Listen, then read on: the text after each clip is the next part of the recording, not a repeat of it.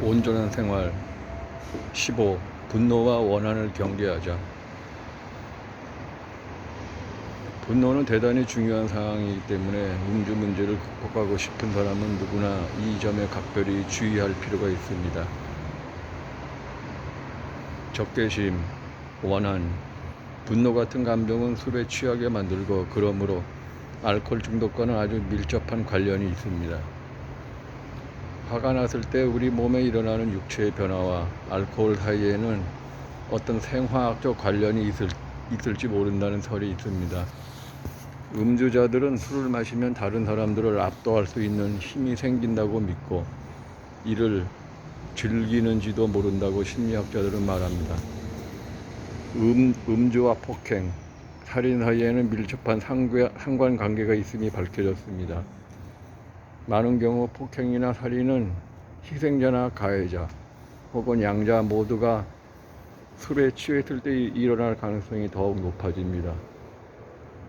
강간, 가정불화, 아동학대, 무장강도 등은 흔히 과다 음주와 관계가 있습니다.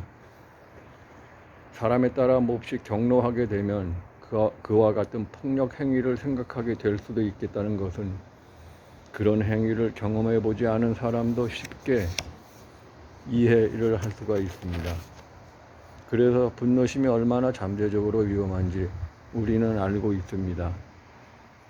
두려움과 마찬가지로 분노심은 모든 인간이 생존하는 데 필요한 것일 수도 있습니다. 빈곤, 기아, 질병, 불의 같은 추상적인 가치들에 대한 분노심은 좋은 방향으로 사회를 변화하게 한 게 사실입니다. 그렇지만 과도한 분노심 때문에 저지르는 폭행이나 언어폭력은 개인에게는 물론 사회 전체에도 해가 되는 것을 부인할 수가 없습니다. 그러므로 많은 종교와 철학은 보다 행복한 삶을 살기 위해 분노심을 없애라고 강력히 권고하고 있습니다. 그럼에도 많은 사람들은 화를 참는 것은 정신건강에 아주 나쁘다고 믿고 어떤 식으로든 적개심을 밖으로 분출해야지 안 그러면 그 해독이 우리 내면으로 미쳐 심각한 우울증을 유발시킨다고 믿습니다. 분노심은 모든 인간이 공통적으로 가지는 문제이지만 알코올 중독자에게는 더 심각한 위협이 됩니다. 알코올 중독에서 회복된 사람들은 입을 모아 적개심이나 불평, 분노심이 생기면 술을 다시 마시고 싶어지게 되므로 그런 감정이 들지 않도록 경계해야 한다고 말하고 있습니다. 분노심이 우리에게 일으킬 수 있는 심리 상태는 아래와 같이 생각해 볼 수 있습니다. 불관용, 경멸, 시기심, 증오심, 속물근성, 경직된 태도, 냉소적 태도, 불만, 긴장, 야유, 자기연민, 악의, 불신, 불안, 의심, 질투심.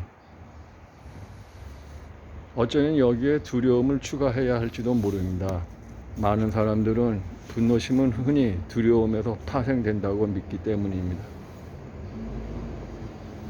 우리는 뭘 두려워하는지 확실히 모릅니다.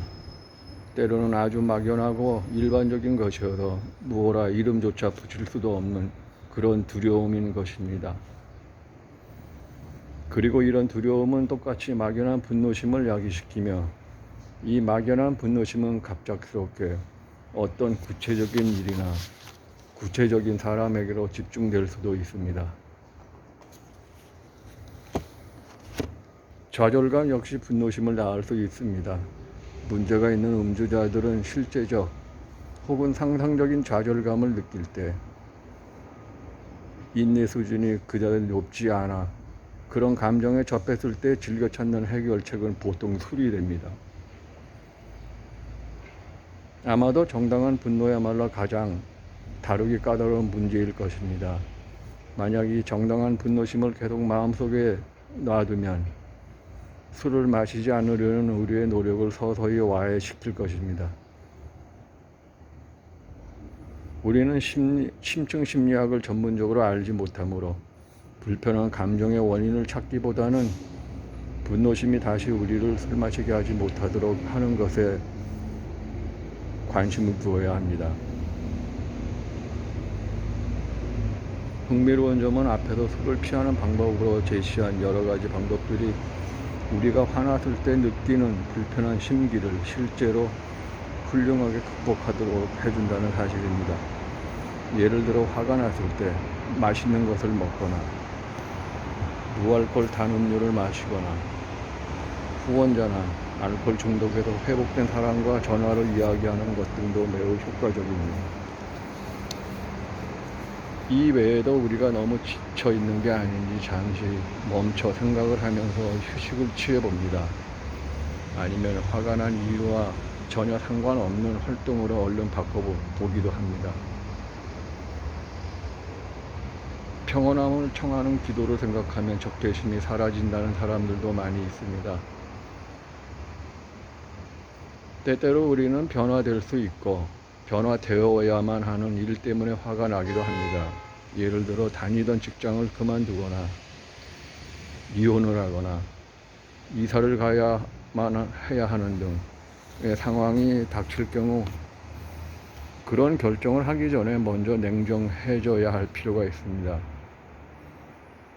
그러면 화가 난 원인이 우리가 변화시킬 수 있는 일인가를 차분하게 생각해 볼 수 있게 됩니다. 분노심에 대처하는 또 다른 좋은 방법은 마취라는 생각입니다. 성숙하고 균형된 감각이 훌륭한 사람이라면 우리같이 화가 났을 때 어떻게 처신할까? 마치 우리가 그 사람인 것처럼 생각하고 행동해 보는 것입니다. 이것 역시 꼭 효과가 있습니다.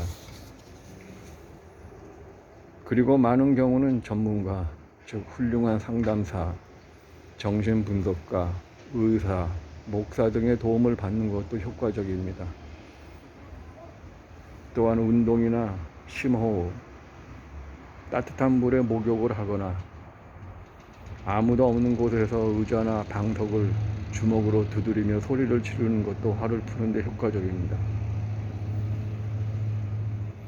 단순하게 화를 억누르거나 얼버무리든지 혹은 축적하는 것은 권장할 만한 것이 되지 못합니다. 대신 화를 내며 행동하는 것이 아닌 화에 관해서 무언가를 하는 방법을 배워야 합니다. 그렇지 않으면 우리는 다시 술을 마시게 될 가능성이 엄청나게 높아질 것입니다. 우리는 전문가가 아닌 알코올 중독에서 회복된 경험만을 가진 사람들이기 때문에 과학적 이론이나 실험적 지식을 갖고 있지 못합니다. 우리는 애꿎은 가족에게, 직장 동료에게, 친구나 혹은 모르는 사람들에게 화를 내곤 했습니다. 그런 경향은 마치 담배 연기가 밀폐된 공간 안에 한동안 머물러 있듯이 우리가 정신적으로 깨끗이 청소를 할 때까지는 우리 곁에서 한동안 맴돌 것임을 명심해야 합니다.